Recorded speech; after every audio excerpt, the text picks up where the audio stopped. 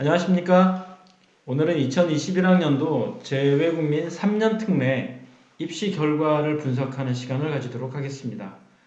오늘 방송은 입시 결과 분석이지만 대학별 분석보다는 전반적인 상황이 어땠었는지, 그 상황이 어떤 영향을 미쳤는지 이런 부분에 대해서 말씀드리도록 하려고 합니다.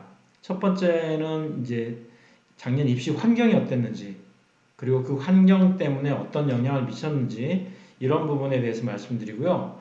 두 번째는 이를 통해서 이제 올해 2022학년도 입시는 어떤 환경이 제공될 것인가 하는 그런 부분들에 대해서 예상해 보도록 하겠습니다. 그리고 나머지 알려드릴 사항들에 대해서 알려드리는 순서를 가지도록 하겠습니다. 3년 특례 자격 요건은 이미 다 알고 계시지만 한 번만 더 언급해 드리겠습니다. 지원 자격은 부모님이 체류하시는 기간, 그리고 보호자가 근무하시는 기간과 학생이 학교에 다니는 기간이 반드시 겹치는 3년이어야 합니다.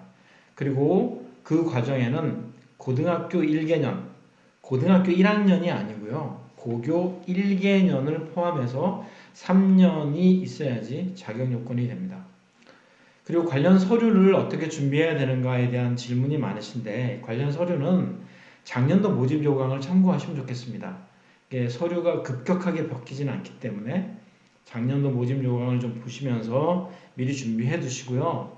그리고 더 궁금하신 부분은 지난 5월 정도에 아마 제가 방송해 놓은 게 있으니까 유튜브로 확인해 보시면 방송에서 서류 준비에 대한 부분들을 말씀해 놨습니다. 참고하시면 좋겠습니다.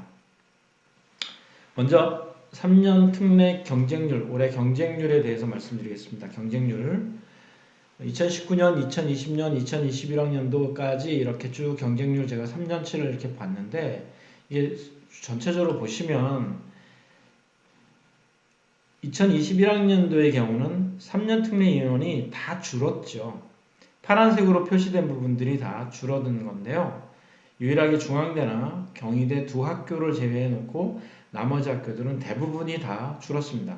근데 준 인원들도 지금 2020년도하고 비교해 보면 상당히 큰 폭으로 줄었습니다. 큰 폭으로 줄었어요. 그러니까 전체적으로 3특 인원이 많이 줄었다라고 하는 게 올해의 특징이고요. 그렇지만 서류 보는 학교 쪽으로 좀 더 많이 집중되어 있고, 이 필기시험을 보는 학교 쪽으로는 감소폭이 훨씬 더 큽니다. 그래서 이런 현상 때문에 서류를 심사하는 학교에서는 여전히 인원이 줄더라도 경쟁이 치열하다는 걸 알 수 있고요. 그에 반해서 이 지필대학의 입장에서는 경쟁률이 많이 떨어집니다.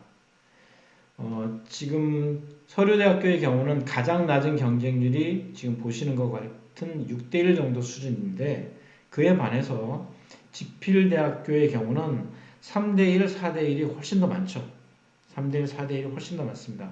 사실 3대1, 4대1이라고 하면 필기시험에 참가한 학생들은 웬만하면 3배수 안에는 거의 다 들었다라고 생각할 수 있는데, 그 중에서 지필대학 중에서도 지금 경희대, 건국대, 그리고 국민대 이 세 개 학교는 6대1이 넘죠. 네.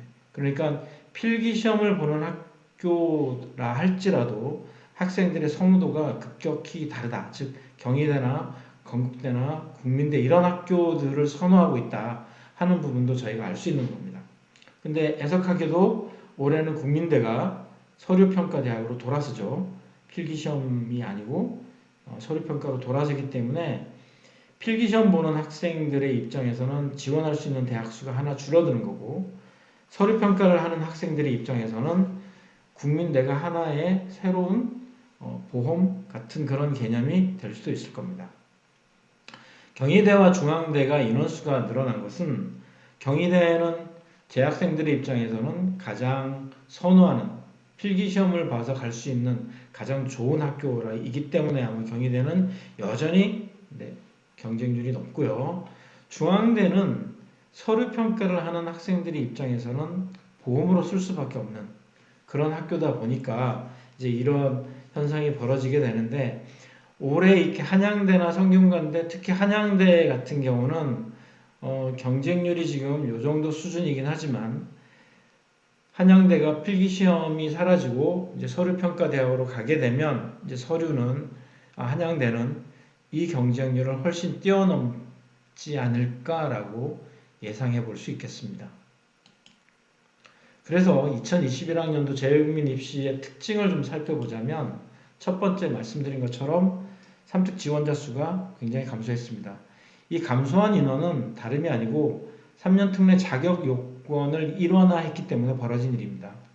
그전에는 부모님 중에서 한 분이 체류해도 가능하거나 또는 2년, 9년 특례, 6년 특례 이런 다양한 조항들이 있었기 때문에 아이들이 이렇게 지원할 수 있는 그런 가능성들이 많이 있었는데 올해부터 2021학년도부터 자격 요건이 일원화되면서 이 3년 특례 자격을 못 맞춘 학생들이 굉장히 많이 생겼습니다. 그 때문에 어쩔 수 없이 인원수가 줄어들었다 그렇게 볼 수 있는 거겠죠. 그리고 두 번째로는 코로나의 영향입니다. 코로나가 미친 영향이 굉장히 큽니다. 서류나 내신이나 스펙이나 모든 부분에서 굉장히 영향이 큰데 이 부분은 다음에 다시 한번 제가 다음 페이지에 다시 말씀드리도록 하겠습니다. 그리고 올해 세 번째 고려대학교, 한양대학교가 이제 마지막 지필시험을 봤죠. 특히 한양대는 이제 문과, 이과 통틀어서 지필시험 보던 것이 전부 서류평가로 돌아서게 됩니다. 그러다 보니 올해에는 마지막으로 필기시험을 준비한 친구들이 있었고 특히 고려대는 예전과 동일하게 수학시험으로 인해서 이과 합격생이 뒤집힌 경우들이 계속 생겼었죠. 이런 일들이 계속 있었습니다. 그리고 말씀드린 것처럼 지필 인원이 급감했다. 이런 부분도 볼 수 있고요. 그에 반해서 이제 서류평가대학뿐만이 아니라 의대를 지원하는 학생들의 숫자는 여전히 늘어나고 있고 여전히 최고의 스펙을 가지고 경쟁을 하고 있는 게 사실입니다. 어머님들이 가장 많이 질문하시는 것들 제가 모아봤어요. 하나로 이렇게 질문으로 모았는데 파이널도 취소됐고 SAT도 시험 볼 수 있는 상황도 아니었고 AP도 홈테스트를 했고 그 다음에 토플 시험이 열리는 곳도 있고 안 열리는 곳도 있고 학교도 온라인으로 수업을 거의 다 대체했었고 이런 식으로 여러 가지 요소들이 이제 있었는데 실은 이거는 올해 졸업한 학생들이 어떤 실험 대상이었죠. 실험 대상이었고 2022학년도에 지원하는 지금 고3 또는 예비 고3 학생들, 고3 학생들의 입장에서는 이런 불안정한 상황을 그대로 떠안고서 지금 가게 됩니다. 무슨 말씀이냐면 코로나로 인한 불균형들이 이제 눈에 보였었는데 첫 번째가 올해 입시를 한 학생들이 1월부터 영향을 받았잖아요. 1월부터 이제 학교가 폐쇄가 된다든지 한국으로 출국한다든지 이런 일들이 있었는데 지금 고3 학생들은 이거를 11학년 때부터 이 영향을 받은 거거든요. 아무튼 그 부분도 제가 뒤에 말씀드리도록 하고요. 올해 입시를 한 학생들은 1월 달부터 영향을 받다 보니까 학교에서 수업을 진행했던 경우도 있고요. 아니면 온라인으로 다 대체하거나 그렇지 않으면 부분적으로 수업이 이루어지거나 또는 수업을 중간에 끊고 학교가 빨리 문을 닫아버리고 졸업시켜버린 그런 경우도 있었습니다. 그러니까 여러 경우가 있다 보니까 학생들의 성적이 제대로 나올 수가 없는 상황이었죠. 그리고 여러 가지 봉사활동을 하는 부분도 있었는데 봉사활동뿐만이 아니라 다양한 학교활동 이런 것들이 끝맺음을 못하고 그냥 끝나버린 상황이었습니다. 그러니까 학생들이 뭔가를 대학에 제출할 수 있는 그런 상황, 서류로 입증할 수 있는 무언가가 전혀 없던 상황이었죠. 그리고 시험을 볼 수 있는 상황이 전혀 아니었기 때문에 1월 이전에 어떤 스펙을 쌓기 위한 시험을 봤던 친구하고 1월 이후에 볼 거야 라고 생각했던 그 친구가 극명하게 나눠졌습니다. 그러니까 성적을 가지고 있는 친구와 가지지 못한 친구 이렇게 나눠져 버려가지고 사실 이 부분이 일부 대학에서는 아주 극명한 차이를 가져오기도 했습니다. 특히 이제 IB 파이널 같은 경우에는 시험을 못 보다 보니까 IBO 측에서 학교의 네임밸류나 또는 그 전의 기록들 그리고 특히 IA를 가지고 평가를 하다 보니 처음에 7월 6일 날 나왔던 파이널 성적 같은 경우는 뭐 엄청난 비극을 초래했죠. 아이들이 너무너무 실망하고 너무너무 큰 충격을 받았습니다. 그러다가 뭐 학교에서도 건의를 하고 학생들도 재채점을 요구하고 이런 상황에서 거의 한 달이 지나고 난 다음에 2차 성적이 다시 나왔죠. 그로 인해서 IBO 측의 신뢰도 이런 것들이 굉장히 떨어지는 그런 상황이 되었습니다. 그리고 GP를 준비하는 학생들의 입장에서도 해외 제외 한국 학교들의 경우에는 뭐 선생님들께서 계속 자리를 지키고 계시면서 학생들이 GP 준비를 할 수 있었지만 한국 학교를 다니지 않는 경우 또는 한국 학교가 없는 지역에 계시는 분들의 상황에서는 이 GP 시험 준비를 하는 것 자체가 너무너무 힘든 상황이었죠. 사교육을 하시던 선생님들이 다 돌아가 버리고 그리고 빈 곳에서 아무 방법도 없고 온라인으로 뭐 필기 시험을 준비하는 그 부분도 너무 인프라가 구축이 안 된 상태고 그러다 보니까 뭐 빨리 귀국해야 되는데 귀국도 잘 못하고 하는 여러 가지 그런 문제들로 인해서 사실 2021학년도 입시는 너무너무 불균형이 너무 많았던 시기였고요. 그런 상황 속에서 아이들이 생각지도 못한 파이널 성적과 생각지도 못한 나름의 준비했던 것들을 다 가지지 못한 상태에서 입시를 맞이했습니다. 그러다 보니 입시 결과가 참혹할 수밖에 없었죠. 지금 추합이 나오지 않은 상태이기 때문에 뭐 섣불리 예단하는 것은 조금 힘들긴 하지만 지금까지의 결과만 놓고 본다면 이전에 이런 일이 있었을까 싶을 정도로 굉장히 힘든 경우라고 보여집니다. 특히 이제 IB 같은 경우는 이미 제가 다른 방송에서도 미리 많이 말씀드렸지만 프레딕티드 스코어하고 파이널 스코어의 점수 차이가 너무 많이 났어요. 이것도 지난번 화면에 한번 보여드렸습니다. 6점 떨어진 친구도 있었고요. 그리고 또 이 친구는 뭐 9점이 떨어진 경우도 있었고 제가 옆에서 본 바로는 10점이 떨어진 친구도 있었습니다. 근데 이제 이 성적들이 나중엔 다시 2차 때 만회가 되긴 했지만 만회가 되었어도 원래 생각했던 프레딕티드 성적까지는 가지 않았어요. 이런 부분들이 굉장히 큰 영향을 미쳤죠. 왜냐하면 평가 도중에 이 파이널 성적이 변경됨으로 인해 가지고 대학에서는 그걸 반영하지 않았거든요. 연세대학교만 유일하게 파이널 성적을 반영했고 나머지 학교들은 전혀 반영하지 않았기 때문에 학생들이 피해를 굉장히 많이 봤습니다. 그래서 결론적으로는 이런 불균형 상태에 있었음에도 불구하고 대학은 신입생을 선발할 수밖에 없었고요. 그러다 보니까 어떤 식의 결과가 나왔냐면 첫 번째는 3특 기준이 안 되는 친구들 3특 자격이 없는 친구들이 우선 다 탈락했습니다. 의외로 이 경우가 굉장히 많습니다.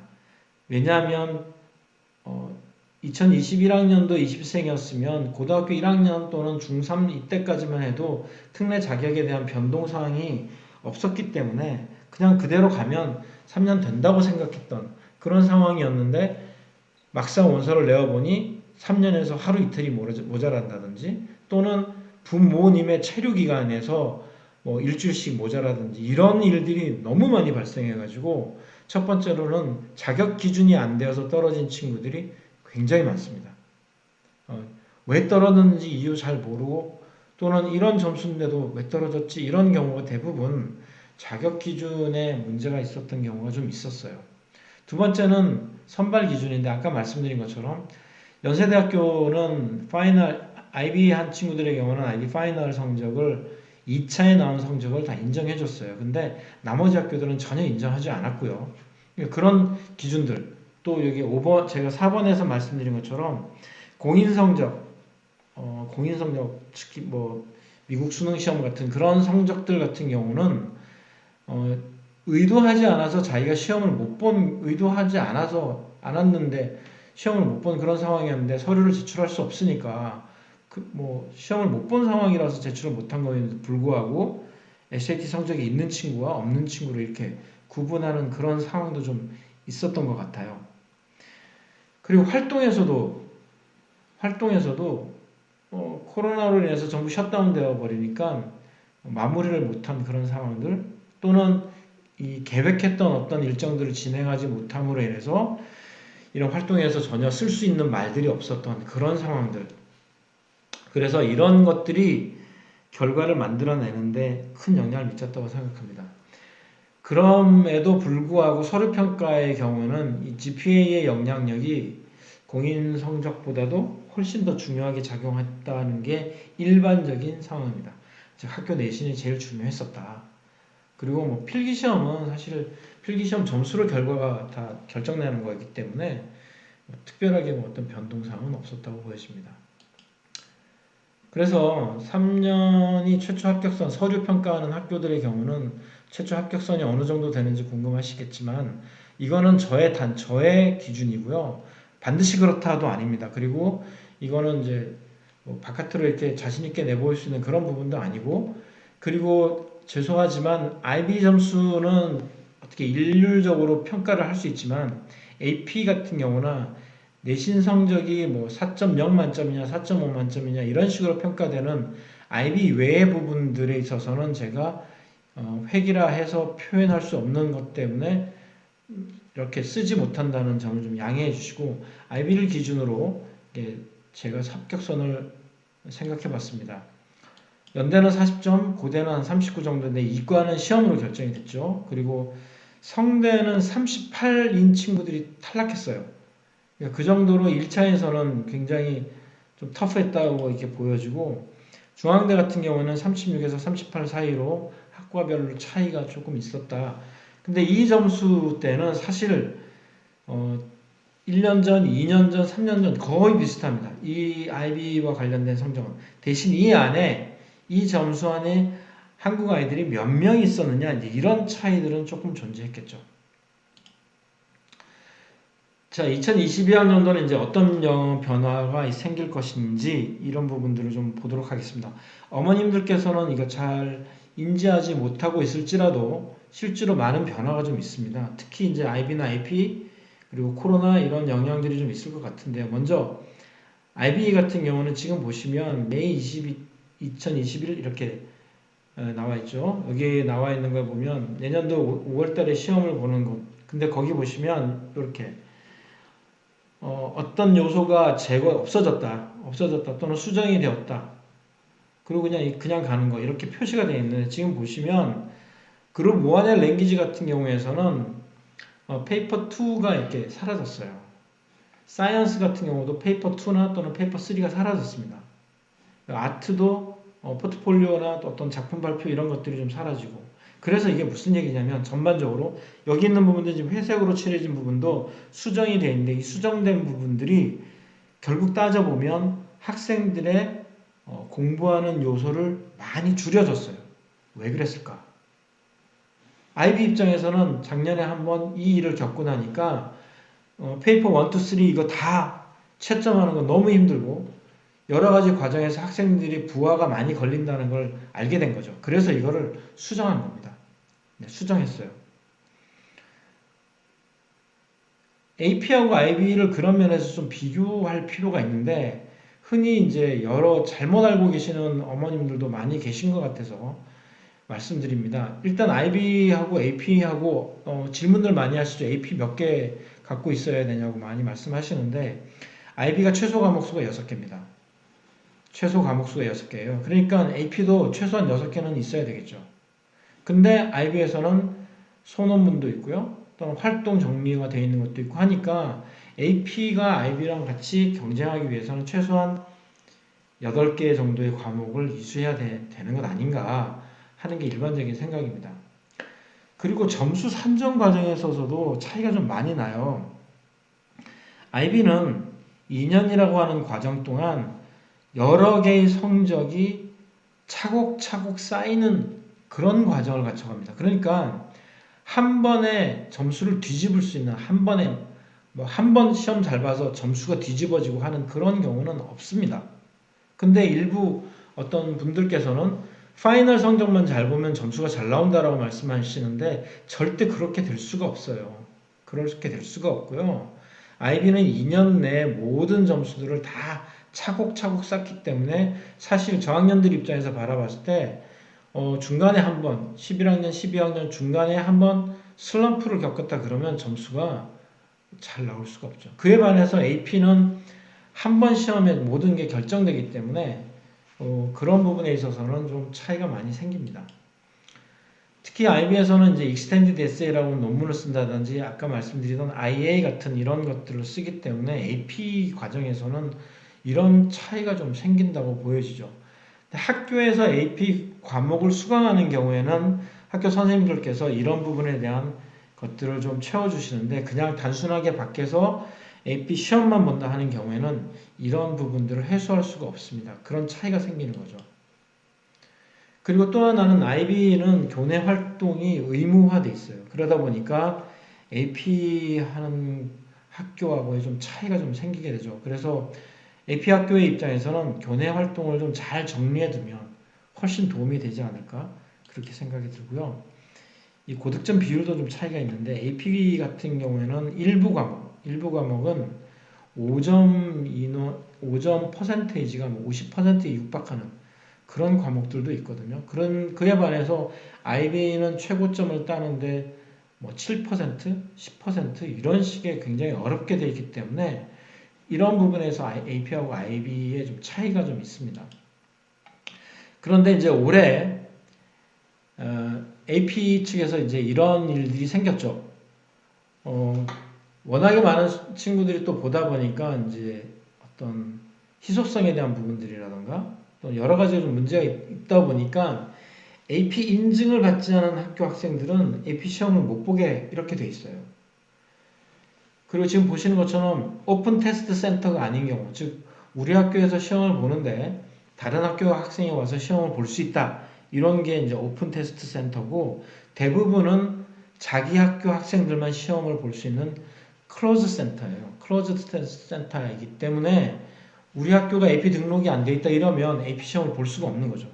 그러다 보니까 AP의 과목 수가 상대적으로 좀 줄 것이다. 희소성이 좀 생길 수 있다. 이것도 이제 변화 중에 하나입니다. 아까 IB에서 커리큘럼의 좀 축소 이런 부분, 그다음 AP에서도 인증받은 학교 학생들만 시험을 볼 수 있는 이런 과정들 때문에 사실은 이제 2022학년도의 코로나로 인한 불균형들이 어떻게 개선될 것인가 하는 부분들을 좀 볼 수 있는데 실제로 이제 내년에 입시를 치르는 학생들은 이 코로나 영향이 11학년 때부터 미친 거죠. 그러니까 지금 입시를 치른 현재 이제 내년에 대학생이 되는 이 친구들은 막판에 코로나 영향을 받았다 치면 지금 고3인 학생들은 11학년 때부터 계속 학교는 계속 문 닫고 있고 온라인으로만 수업하고 뭐 학교 활동은 전혀 할 수 없고 이런 상황이 지금 계속 유지가 된 거예요. 그러니까 훨씬 더 불리한 상황에 있다. 그리고 수업 자체도 예전에 선배들이 학교에서 했던 그런 그런 환경이 아니고 온라인으로 이렇게 진행이 되다 보니까 학생들의 수업에 대한 욕구들이나 또는 완성도 이런 부분들이 조금 떨어질 수 있죠. 그런데 이제 IB도 줄었고 AP도 이제 학교 학생들만 볼 수 있고 이러다 보니까 이제 그런 부분이 약간 상쇄가 될 수는 있을 것 같습니다. 활동 같은 경우도 이제 새로 할 수 있느냐 없느냐 이제 이런 부분도 생기는데 여전히 코로나가 지금 우리 주변 상황을 맴돌고 있기 때문에 외부적인 활동을 한다거나 또는 학생들이 많이 모이는 그런 활동을 할 수 있는 상황은 아닌 것 같아요. 그러다 보니까 이 활동 부분을 어떻게 메꿀 수 있는가 이게 실제로 우리 학생들은 굉장히 많이 고민해야 될 부분이라고 생각됩니다. 또 하나가 지금 이제 중국 같은 경우는 또 한국도 지금 테스트 센터가 오픈은 됩니다만 한국 같은 경우는 이제 코로나가 워낙 3차 유행으로 지금 접어들고 있기 때문에 앞으로 어떻게 될지 모르고요. 그리고 아시아 국가들 중에서도 지금 이게 테스트 센터가 안 열리는 국가들이 꽤 많이 있어요. 그러니까 어떤 스펙을 쌓는 부분에 있어서도 국가별 차이가 좀 생길 거고 지역별 차이가 많이 생길 수도 있다. 이런 부분들 염두에 두셔야 될 겁니다.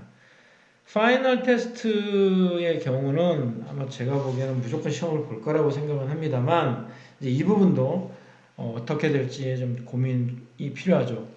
그래서 학교 내신이나 이런 부분들이 서류 평가를 갈 수 있는 그런 상황이 아니라고 한다면 지필 준비를 좀 해야 되는 거 아닌가 이렇게 고민하시는 어머님들도 많이 있으실 것 같아요. 자, 그래서 이 불균형이 어떻게 바뀔 거냐? 일단 IB 파이널 시험은 무조건 볼 겁니다. 제 생각입니다. 이거는 제 생각인데 무조건 볼 거라고 봅니다. 어떤 형태로든지 무조건 볼 수밖에 없고요. IB가 작년에 했던 그런 실수를 동일하게 하지는 않을 것 같아요. 그리고 AP 같은 경우도 테스트 센터가 열리느냐 안 열리느냐에 따라서 AP 과목 수를 가질 수 있는 그런 상황이 달라질 거기 때문에 이미 뭐 AP 성적을 가지고 있다든지 이런 친구들의 경우는 조금 유리할 수도 있는 상황이지만 새로 준비를 해야지라고 했던 친구들의 입장에서는 자기가 속한 학교가 테스트 센터가 아니라고 한다면 좀 어려운 상황이 될 수 있을 것 같고요. SAT 역시 마찬가지입니다. 지역별 차이가 좀 존재할 것 같고요. 활동은 아까 말씀드린 것처럼 어떤 형태로든지 활동을 좀 채워야 될 것 같고, 그 다음에 지필도 여러 가지 형태, 지금 일부 사교육 우리 학원 쪽에서는 온라인 수업들을 다 준비하고 있기 때문에 온라인 수업을 확인해 보시는 것도 좋을 것 같고요. 중하위권 대학들이 이제 점수들 지필 시험들에 대해서도 이제 좀 더 높아질 수 있고 재수생의 입장에서는 지필 쪽으로 몰릴 수밖에 없고 국민대가 빠지기 때문에 그런 부분에 있어서도 경쟁은 좀 더 치열해질 것이라고 생각합니다. 그래서 어떤 상황이든지 간에 지금 제가 보여드린 것처럼 SAT를 볼 수 있는 상황이다라고 하면 보시는 게 좋지 않을까. 활동도 어떤 형태로든 활동을 좀 이어가는 게 좋지 않을까 이런 생각이 좀 들어요. 이거는 어떤 어머님께서 질문하신 부분인데 이렇게 SAT가 당락에 영향을 미치느냐 이런 말씀하셨는데 제가 보기에는 이게 학교 교육 과정의 문제인 것 같아요. 그냥 단순하게 SAT가 중요합니다, 안 중요합니다 이게 아니고 학교의 커리큘럼이 어떤 학교냐 이런 부분이 더 중요한데 특히 이제 로컬 학교에 계시는 어머님들 입장에서는 중국어에 대한 말씀을 많이 하시지만 안타깝게도 로컬 학교들의 경우는 중국어에 대한 어떤 평가를 대학이 하지 않는 것 그렇게 생각하시는 게 더 좋을 것 같아요. 그래서 저는 기회가 된다면 충분히 SAT에 대해서 좀 도전을 하시고 성적을 가지고 판단하시는 게 좋지 않겠나 그렇게 생각이 듭니다. 이거는 어머님들 아시는 것처럼 2022학년도에 자기소개서와 수학이 폐지된다. 이거 고려대학교죠? 고려대학교만 이 상황인데 이제 어머님들이 질문하시는 게 고대가 이렇게 되는데 그렇다면 다른 학교는 어떻게 될까? 다른 학교들은 원래 이게 모집 요강에 2, 3년 전에 먼저 발표해야 되거든요. 근데 모집 요강이 발표하지 않았기 때문에 자소서 페이지나 추천서 페이지에 대한 부분은 그냥 고대만 하는 걸로 그렇게 갈 거라고 생각합니다. 그리고 지금 많이 궁금해 하시는 게 한양대가 지필 폐지하면 어떻게 될 것이냐. 고대가 지필 폐지하는 거는 이제 이미 큰 변수가 없지만 한양대가 지필을 폐지한다. 이런 부분이 큰 영향을 좀 미칠 것 같아요. 그러니까 첫 번째가 이제 한양대가 지필을 폐지하고 서류로 감으로써 서류 평가하는 학생들의 입장에서는 쓸 수 있는 대학이 하나 더 생긴 셈이죠. 그리고 이전에는 이 재수생들이 한양대를 목표로 준비를 했다면 재수생들 입장에서는 이제 특히 필기시험 준비하는 재수생들 입장에서는 이제 갈 수 없는 학교가 되어버렸습니다. 근데 한양대 수준이 어느 정도가 될 거냐라고 봤을 때는 성대랑 비슷한 점수대가 될 거라고 예상을 하고요. 그리고 아마 이런 식으로 6개 카드를 그냥 연고, 서성, 한 그래서 한 장 정도 남기든지 아니면 연고, 서성, 한, 중 이렇게 해서 특례까지 확 다 써버리든지 이런 학생들이 많이 생길 텐데 올해 수시의 경우, 수시는 제가 나중에 한 번 더 방송을 하겠지만, 수시의 경우, 결과가 그렇게 좋지 않습니다. 특례에서 떨어진 친구가 수시에 합격한 케이스가 그렇게 많지 않아요. 올해 같은 경우에는 해외대 가려고 했던 친구들이 많이 돌아선 그런 영향도 있고, 전체적인 분위기이기 때문에 굉장히 어렵게 지금 결과들이 나오고 있는데, 그런 면에서 본다면 우리 재외국민의 입장에서는 특례가 가장 쉬운 길이고요.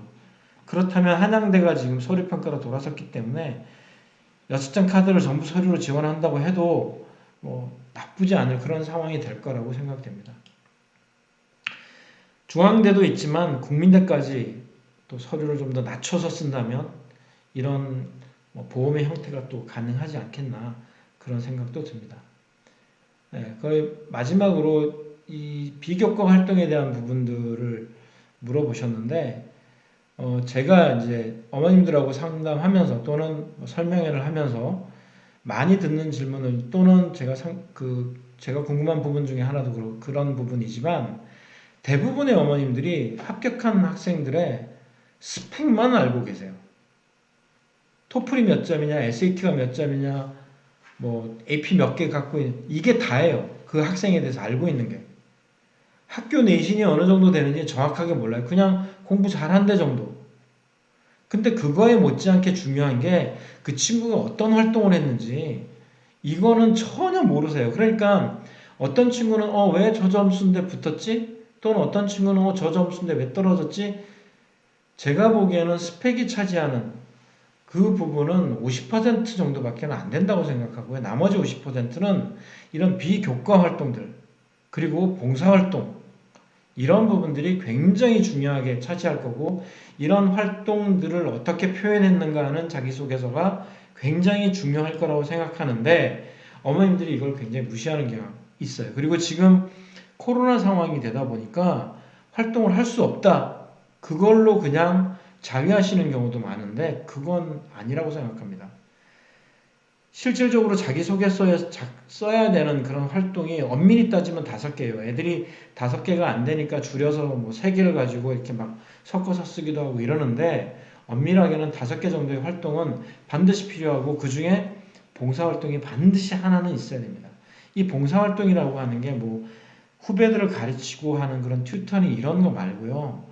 정말 사회적 약자, 우리 주변의 사회적 약자를 돌아볼 수 있는 그런 배려심, 리더가 가져야 되는 그런 마음들, 이런 것을 나타낼 수 있는 그런 봉사활동들이 반드시 포함되어야 되는데, 지금 코로나 때문에 아무것도 못하고 있다고 손 놓고 있으면 누군가는 무엇을 하고 있을 겁니다. 그런 차이가 당락을 결정하는 거거든요. 그래서 이 방송을 보시는 어머님들이 아이의 스펙뿐만이 아니라 우리 아이가 활동은 어떻게 하고 있는지, 또는 더 중요한 것 중에 하나가 추천서인데 선생님과의 관계는 좋은지, 이런 부분들을 좀 확인하시는 그런 시간이 되었으면 좋겠습니다. 마지막이네요. 3특 지원에서는 실제로는 누구와 경쟁하는가, 이게 제일 큰 문제죠. 어느 날 갑자기 어디선가 정말 괴물 같은 친구가 튀어나올 수도 있는 거고요. 그리고 계열별 모집이냐 학과별 모집이냐 하는 부분도 많이 살피셔야 됩니다. 이 계열별 모집과 학과별 모집은 제가 지난 방송에 한번 언급한 적이 있으니까 한번 찾아보시면 좋을 것 같고요. 서류, 그리고 결국 3특은 학교 내신이 최우선이고, 다양한 활동, 아까 말씀드린 활동들, 그리고 전공 적합성이 가장 중요한 문제라고 생각됩니다. 이런 것들 준비한다면 지금 보시는 것처럼 이런 글들을 쓸 수 있는 시간이 올 거라고 생각합니다. 여전히 코로나가 위세를 떨치고 있습니다. 백신 개발 말이 많이 나오고 있지만 언제 이게 해결될지 모르고, 우리 학생들 입장에서는 내년도 입시를 치를 때까지 이게 완전히 끝날 건지 이 부분도 고민이죠. 지금은 이런 방법밖에는 더 다른 방법이 없지만, 이제 아쉽게 지금 여기에 빠져 있는 게 온라인으로 뭔가 커뮤니케이션 할 수 있는 방법이, 그림이 좀 빠져 있어서 참 아쉽긴 합니다. 오늘 방송은 여기까지고요. 다음에는 수시 또는 추가 합격과 관련된 부분들을 좀 정리해서 해가 바뀌고 신년에 어머님들 만나 뵙도록 하겠습니다. 지금까지 시청해 주셔서 감사합니다. 다음에 뵙겠습니다.